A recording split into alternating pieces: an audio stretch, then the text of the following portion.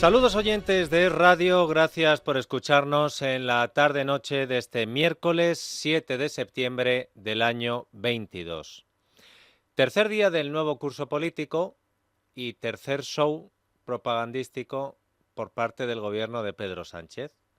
Si el lunes amañaron un encuentro con ciudadanos supuestamente elegidos al azar para que acudieran a hablarle al presidente de la Moncloa y luego resultó que el acto estaba guionizado y plagado de cargos socialistas, si el martes el presidente del gobierno él mismo convirtió un supuesto pleno en el Senado para hablar específicamente de la crisis energética, lo convirtió en una moción de censura a Alberto Núñez Feijóo, el líder de la oposición, pues hoy miércoles acaban de protagonizar, porque acaba de terminar en estos momentos, otro acto de autobombo a cuenta, no es broma, de la gestión del gobierno durante la pandemia del COVID-19. Antes de contarles lo que ha sucedido en la última hora, de 7 a 8 de la tarde, creo que es necesario poner en contexto algunas cosas y recordar otras. A día de hoy, ninguno de los 4 máximos responsables del Ministerio de Sanidad durante el momento más letal de la pandemia y durante aquellos primeros meses en los que hubo que buscar deprisa y corriendo material sanitario, mascarillas, EPIs, debajo de las piedras y en países lejanos por la falta de previsión del gobierno de España, repito, a día de hoy ninguno de los 4 máximos responsables del Ministerio de Sanidad en aquellos terribles y difíciles días permanecen en su puesto. Ninguno. Como todos recordarán, el ministro de Sanidad, Salvador Illa, dejó el Ministerio de Sanidad en plena pandemia porque en la Moncloa decidieron que había que mandarle a Cataluña como candidato del PSC para ganar las elecciones y gobernar. El entonces jefe de gabinete del presidente del gobierno de España, Iván Redondo, dejó durante días su puesto institucional para convertirse en el director de campaña de Salvador Illa y hacer de Illa el presidente de Cataluña. Pero no pudo ser. Y la operación Illa pues terminó con Salvador Illa de líder de la oposición, de portavoz del Partido Socialista de Cataluña en el Parlamento de esta comunidad autónoma. El ministro, por lo tanto, de entonces ya no está. El número 2 del ministro tampoco está, porque Alfonso Jiménez Palacios, director general del Instituto Nacional de Gestión Sanitaria, Ingensa, salió también del ministerio. He dicho número 2, pongan número 3. Luego vamos con el 2. Este señor, Alfonso Jiménez Palacios, está imputado por la justicia después de que Vox presentara una querella para que se investigara si hubo delito en las compras millonarias de material sanitario durante la pandemia, incluido ese material defectuoso que, pese a ser defectuoso, se repartió en los hospitales españoles. Durante su declaración como imputado, el responsable de Ingesa, Jiménez Palacios, dijo que él mantenía puntualmente informado de esas contrataciones al ministro Illa. Bueno, Jiménez Palacios tampoco está, porque dejó su puesto. Como Faustino Blanco, que también dejó su cargo como secretario general del Ministerio de Sanidad. A lo mejor su nombre no les suena, o les suena menos que otros, porque, como recordaban el otro día varios medios de comunicación, Faustino Blanco nunca compareció en el Congreso de los Diputados y no se le recuerda tampoco comparecencia ante los medios de comunicación como número 2 y mano derecha del Ministerio de Sanidad en plena pandemia del COVID-19. Y eso que el PP pidió la comparecencia de Faustino Blanco en varias ocasiones en el Congreso. Pero, bueno, pues a Faustino Blanco, que había sido exconsejero de Sanidad con el PSOE en Asturias, lo colocaron desde el Ministerio de Sanidad a dedo como director de la Fundación para la Investigación y la Innovación Biosanitaria del Principado de Asturias. El que era el director de esta fundación dijo que el nombramiento sería legal, pero que era poco ético, que a él le habían hecho pasar un montón de exámenes para llegar a ser director de esta fundación y que a Faustino Blanco lo habían puesto así como un paracaidista. Pero ¿saben que también tuvo que dimitir de ahí Faustino Blanco? Porque se descubrió que se había puesto el doble de sueldo que su antecesor en el cargo. Dice que se fue para no perjudicar al Principado.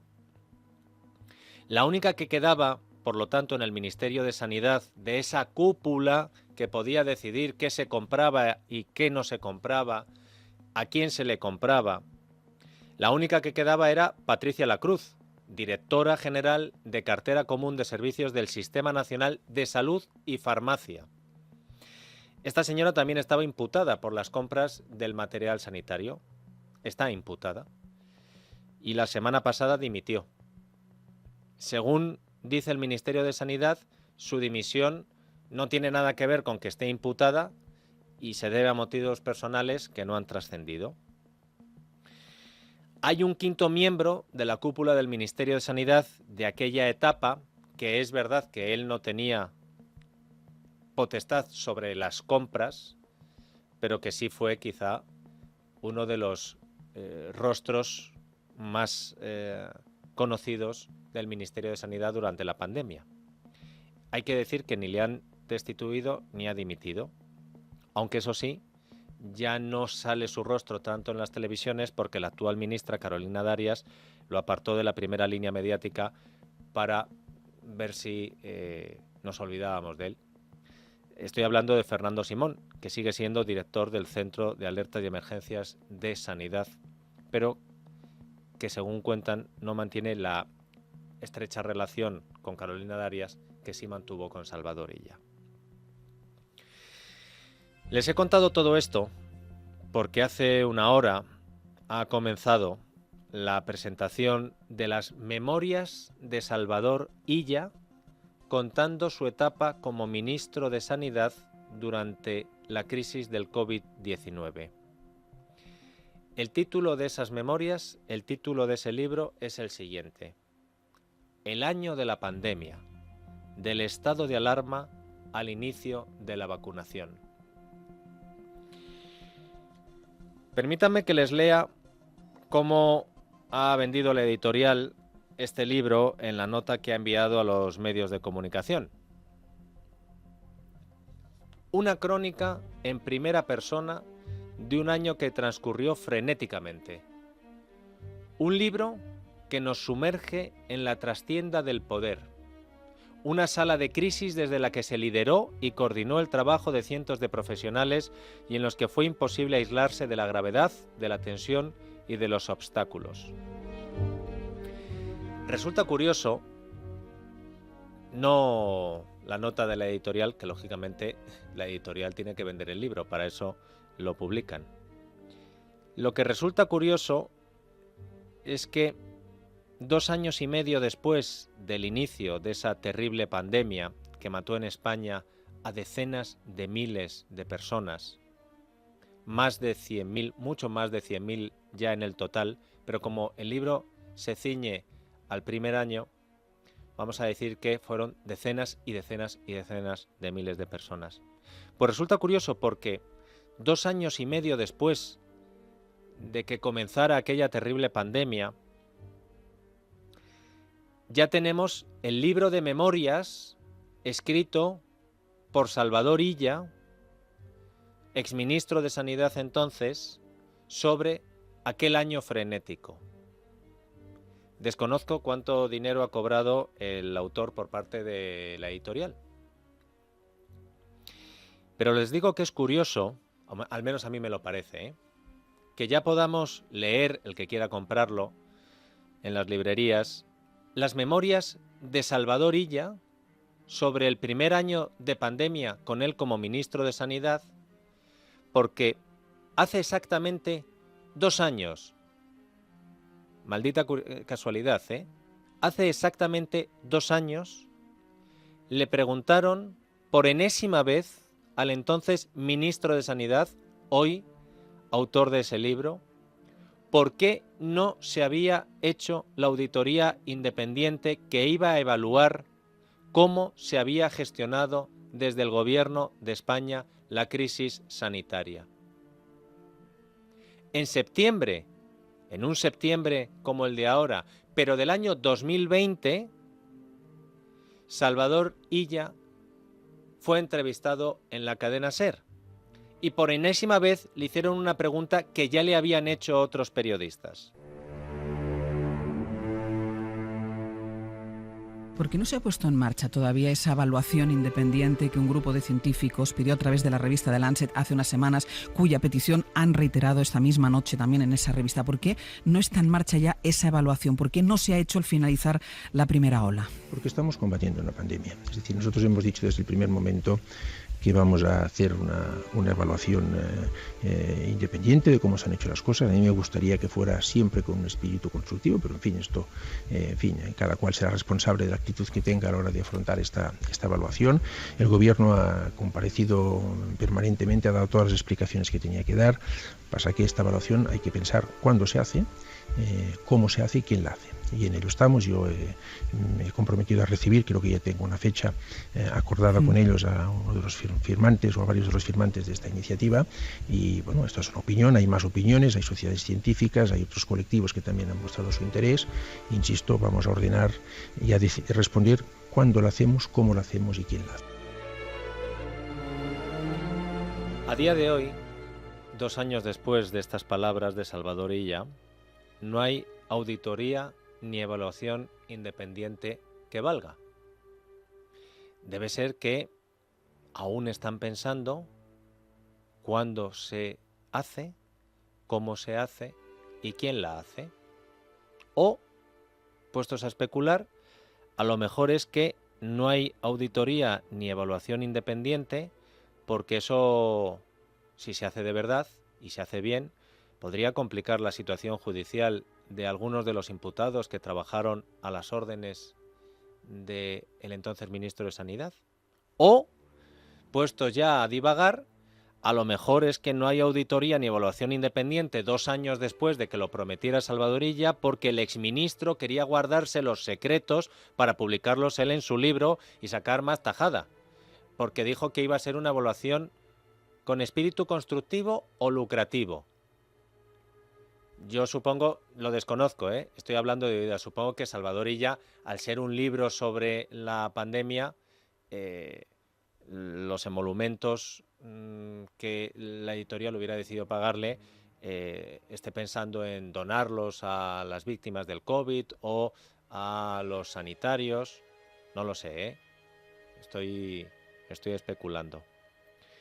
Y como no nos gusta especular, y ustedes lo saben, pues nosotros hemos decidido ir a buscar a la fuente primaria para preguntarle. Es decir, que nos hemos ido hoy a por el autor del libro. ¿Pensando en comprar una casa? AT Valor pone a tu disposición una red de expertos para realizar una tasación hipotecaria independiente homologada por el Banco de España. AT Valor. Tasaciones de inmuebles, joyas y obras de arte. AT Valor, porque te valoramos. www.atvalor.com 91 06 09 552. ¿Cómo se titulaba el libro? El año de la pandemia, ¿no? El año de la pandemia, del estado de alarma al inicio de la vacunación. Pues nos hemos ido hoy a buscar al autor del libro, a preguntarle, porque hoy, en el tercer show político de la semana, el Gobierno de España ha organizado un acto por todo lo alto en la Casa de América, lugar donde Sánchez, ¿se acuerdan que se lo comenté el lunes? Que Sánchez solía iniciar el curso político en la Casa de América, pero reuniéndose con los del IBEX 35. Ahora, como los del IBEX 35 son los hermanos de Satán para la Moncloa, pues el inicio del curso se hace en la Moncloa con los del IBEX 50, que son Ciudadanos y cargos del PSOE. Bueno, pues hoy Sánchez acaba de estar en la Casa de América presentando el libro de Salvador Illa, rodeado creo que no por 1, 2, 3, 4, 5, 6, 7, 8, 9, sino por 10 ministros de su gobierno. Al menos es lo que habían prometido. Ahora veremos cuántos han ido. Y tenía muchas ganas Sara Becerro de estar en ese acto, porque como saben los oyentes de Es Radio, Sara es una de las periodistas que ha vivido de una forma más intensa la actualidad del COVID-19 y fue alguna de esas periodistas que le preguntó a Salvador Illa entonces por la gestión. Sara Becerro, buenas noches. ¿Qué tal, líder? Buenas noches. En primer lugar, Sara, y ahora me cuentas qué ha dado de sí ese acto que ha concluido ya. Hemos podido preguntar desde Es Radio al exministro por si su libro de memorias es la auditoría independiente que nos había prometido, Sara. Pues me encantaría poderte responder a esas interesantes preguntas que has planteado a nuestros oyentes, Dieter, pero no, ha sido completamente imposible preguntar a Salvador Illa ni desde Es Radio ni desde cualquier otro medio de comunicación. Tanto en la entrada a este acto en la Casa América como a la salida ha habido un blindaje completo tanto de cuerpos y fuerzas de seguridad del Estado como incluso miembros de Moncloa, tanto de su partido, del Partido Socialista, de Madrid, catalán, estaban completamente blindados todas las personalidades que han acudido a este acto, sobre todo Salvador Illa, Dieter. Sara, y además del blindaje, porque está muy bien esto, convocas a la prensa y luego convocas a más escoltas para evitar que la prensa pueda hacer su trabajo. No sé, si hubieran ido a lo mejor ciudadanos seleccionados por el PSOE, lo mismo podrían haber podido preguntar. El acto en sí, Sara, lo ha presentado Pedro Sánchez, ¿no? Lo ha presentado Pedro Sánchez junto con Ángel Barceló, luego ha dado su discurso también Salvador Illa, pero contarte que es que hoy, Dieter, Salvador Illa no era el exministro de Sanidad del Gobierno de España, ni tampoco era el líder de los socialistas catalanes. Hoy Illa parecía más un gran superestrella que ha vuelto a la capital española rodeado de sus colegas, sus fans y sus excompañeros de profesión que no han dejado en ningún momento de halagarlo. Lo que podría haber sido un acto menor, una presentación de un libro como cualquier otro de un exministro, se ha convertido sin duda en un auténtico despliegue del gobierno de Pedro Sánchez. En un acto que comenzaba a las 7 de la tarde aquí en la Casa de América de Madrid, el exministro de Sanidad ha presentado ese libro resumen de sus meses al frente de la gestión del coronavirus, bajo ese título que ya adelantaba tú, el año de la pandemia, y ya dice que ha tratado de resumir lo que supuso ese inicio de la pandemia desde marzo de 2020 hasta que presentó ya su dimisión en enero de 2021, como has dicho, para presentarse a candidato del Partido Socialista Catalán en las elecciones. Una presentación que sorprendentemente ha conseguido reunir al presidente del gobierno, Dieter, y hasta a 10 ministros, todos del Partido Socialista, y solamente una de Podemos, que ha sido Irene Montero. Pero además el despliegue ha sido absoluto de policías, personalidades, miembros del PSOE, también de Moncloa, una decena de medios de comunicación y cientos de personas dentro de esta sala. Y el discurso que ha dado el presidente del gobierno, también el exministro de Sanidad, hemos entendido en esos discursos de Inter el motivo de este despliegue. Y sin duda era el mismo que el acto del lunes, un autobombo del gobierno y de su buena gestión que han alabado frente a la crisis sanitaria del coronavirus. No hemos escuchado ninguna autocrítica. Al contrario, el presidente del gobierno hablaba de la alta capacidad que tiene este gobierno de superarse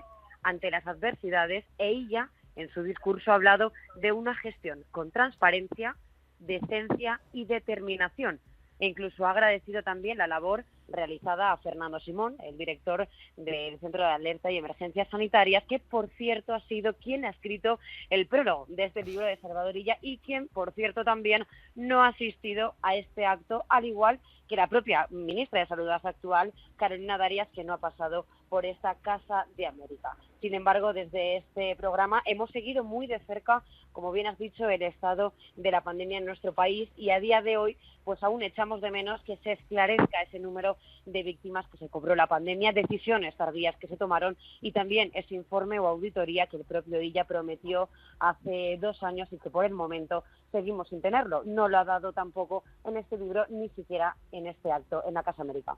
Una última cuestión, Sara. ¿Me has dicho que lo ha presentado el acto Ángel Barceló? Sí, ha sido Ángeles Barceló, la misma que escuchábamos que le realizaba la pregunta a Salvador Illa hace 2 años. Sin embargo, en el día de hoy no le ha realizado esa pregunta ni ninguna otra. Vaya hombre. Sara, buen trabajo y gracias por intentarlo. Gracias a vosotros. El despliegue de radio para este acto ha ido acorde al despliegue del gobierno. Claro, si por la mañana el gobierno medio desaparece y por la tarde se va Pedro Sánchez con 10 ministros a una presentación de un libro, imagínense dónde estaba nuestro cronista especializado en el gobierno y en el Partido Socialista. Rubén Fernández, buenas tardes. Buenas tardes, Dieter. Y es curioso, en otra de las curiosidades de hoy, que Sánchez hoy con poderosos solo un día después de criticar a los poderosos. Sí, porque estos días estaba asegurando que el Partido Popular estaba de la mano de los poderosos, más o menos venía a vender que era una especie de Robin Hood que estaba contra todos los poderosos, y hoy la persona que ha saludado nada más salir del coche es José Creueras, una de las personas más importantes de España, porque es uno de los mandamases del Grupo Planeta, que es, por ejemplo, la editorial que publica el libro de Salvador Illa, pero que, como todos conocemos, tiene canales de televisión, Antena 3, La Sexta, cadenas de radio y hasta periódicos. Pues era una de las personas. Además estaban otros empresarios, Isaías Taboas, por ejemplo, el jefe de la empresa pública Renfe, y bueno, más gente que había en primera fila. Sí te puedo contar que hoy los ministros estaban un poco esquivos, no querían hablar, pero hemos conseguido saber más o menos lo que opina el gobierno sobre esta reprimenda que caía tanto a Sánchez como a Feijóo por parte del ESMES en la apertura del año judicial. En el gobierno no se dan por aludidos, dicen que esto quien lo tiene que estudiar es el Partido Popular. Ponen el tejado en el Partido Popular. Esta mañana ha habido una conversación muy tensa entre Pilar Llop y Alberto Núñez Feijóo. La ministra de Justicia exigió al líder del PP que le dijese ya los nombres para renovar el Consejo General del Poder Judicial, y según fuentes del Partido Popular, lo que le dijo el presidente del Partido Popular fue, bueno, pues esto tiene que ser acorde a los currículos y acorde a la independencia judicial. Lo que nos dicen al gobierno es que ellos no se mueven, que la renovación va a ser con la ley actual sí o sí, y que se puede hacer mañana mismo. Y dicen que esto es culpa del Partido Popular, cualquier tipo de bloqueo, porque ellos no se avienen a renovar el gobierno de los jueces. Pero ya te digo que por parte del gobierno no hay ninguna intención de renovar la ley para avanzar hacia más independencia o retomar, por ejemplo, la del año 85. Así que de momento el gobierno no se mueve y todo es culpa del PP, que tildan de obstruccionista, y aseguran que la maniobra que ha asegurado hoy que están dispuestos a reunirse desde Génova, nos han asegurado fuentes, que están dispuestos a reunirse con el gobierno para pactar una ley, pues dicen que eso se trata de una nueva maniobra de dilación. Es decir, Rubén, que esta tarde tenían pocas ganas de hablar con la prensa los ministros, ¿no? Sí, de hecho no ha habido canutazos, que es como comúnmente se llama cuando ellos cogen y hablan entre los micros. No han querido hablar. Hoy decían que el protagonismo era de Illa y de Pedro Sánchez, que ha vuelto otra vez a hablarnos. Sí, pero sin preguntas, solo en la intervención, porque Sánchez tampoco ha dado canutazo, ¿no? No, evidentemente no, y se ha ido nada más a acabar. Hombre, por favor, perdón por la pregunta, porque claro, pensar que Sánchez iba a dar un canutazo. Rubén, muchas gracias también a ti. Un saludo, Dieter. Pues como ven, el gobierno ha convocado este tercer show del curso político con el presidente, con el exministro Illa, otra vez de moderador una periodista conocida. Si el lunes fue Carme Chaparro, esta noche ha sido Ángeles Barceló, pero no querían atender a los periodistas. Ni siquiera para continuar con esa campaña en contra de las fuerzas ocultas que desde los poderes económicos y las terminales mediáticas, hoy en este acto hubiera sido un poco feo hablar de terminales mediáticas, que han puesto supuestamente a Feijóo en el PP para acabar con el gobierno de Sánchez. No lo han hecho en este acto de por la tarde-noche, pero sí por la mañana han vuelto a insistir en lo de las fuerzas y poderes ocultos que han colocado a Feijóo. Escuchen cómo Félix Bolaño tiraba la piedra en La Sexta con Ferreras y luego escondía la mano cuando Ferreras le decía de nombres.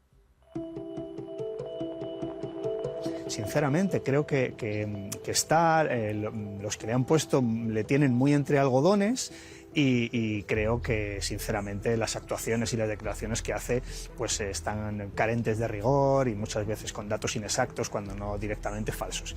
Vamos a ponerle frente al espejo para que explique a los españoles ese tipo de declaraciones a qué responden, como decía ayer el presidente del gobierno, si son insolvencia o si es mala fe. Que por cierto, me acaba de decir, ministro, me acaba de decir, y ayer el presidente lo dijo en alguna ocasión, los que le han puesto a Feijóo, los poderes que le han puesto, los poderes energéticos. ¿A quiénes señalan ustedes directamente? ¿Quién, según ustedes, han puesto ahí a Feijóo? Porque yo creí que había sido todo el lío del Partido Popular, es decir, que fueron los dirigentes del PP. Ustedes dicen que no.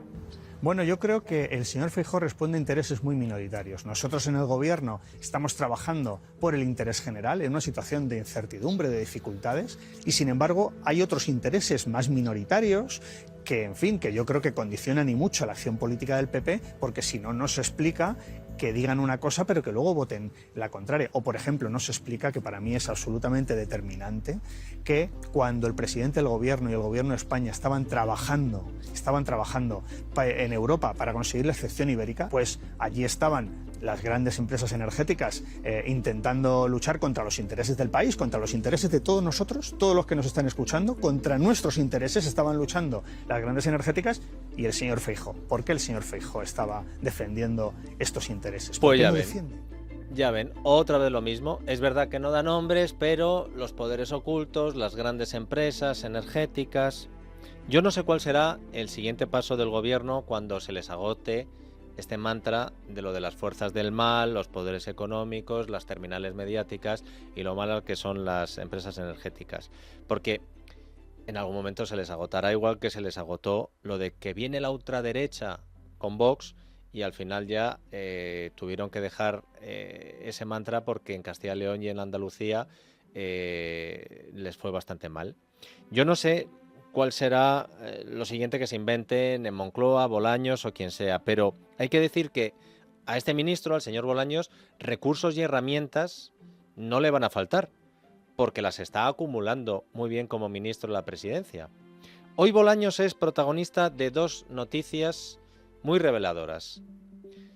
Primera, titular en El Debate: Bolaños diseña un grupo de inteligencia paralelo en presidencia para controlar a las empresas estratégicas de defensa.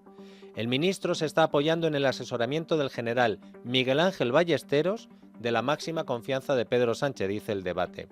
El objetivo de esta maniobra, continúa la noticia, es hacerse con el control de la información que manejan las empresas estratégicas españolas en el ámbito de defensa, que son clave para la seguridad nacional y para el conjunto de la economía española. El borrador de la nueva norma establece que Bolaños sería el máximo responsable de otorgar el permiso específico de seguridad que estas compañías necesitan para ejercer su actividad. De ahí que esté a malas con Margarita Robles, de ahí lo de cargarle a Robles lo del móvil y el hackeo. Segunda, les he prometido dos. Titular de The Objective: el gobierno se atasca con su foro contra la desinformación ante la falta de vocales. Bolaños aprobó la orden a finales de mayo, pero aún está a la espera de los nombres que le tienen que enviar los ministerios. Este foro contra las campañas de desinformación en el ámbito de la seguridad nacional, recuerdan que lo llamamos el Ministerio de la Verdad de Pedro Sánchez, pues este foro, dice The Objective, estará presidido por el director de Seguridad Nacional, el general Miguel Ángel Ballesteros. El gobierno de momento se niega a contestar qué funciones y atribuciones tendrá este Ministerio de la Verdad y qué medidas podrán tomar contra los medios de comunicación que, ya saben ustedes, el gobierno dicen que desinforman. Me pregunto si el recrudecimiento de la campaña de acusaciones por parte del gobierno de Pedro Sánchez en este inicio de curso contra empresarios, jueces, periodistas, medios de comunicación, terminales mediáticas, si esto se está haciendo para preparar el terreno a un nuevo escenario o si solo forma parte del show político, del marketing monclovita, de la estrategia de Pedro Sánchez para dirigir a la opinión pública hacia un punto y no hacia otro. Espero que sea esto segundo. Por si acaso usted y yo estaremos atentos a ver qué es lo que ocurre.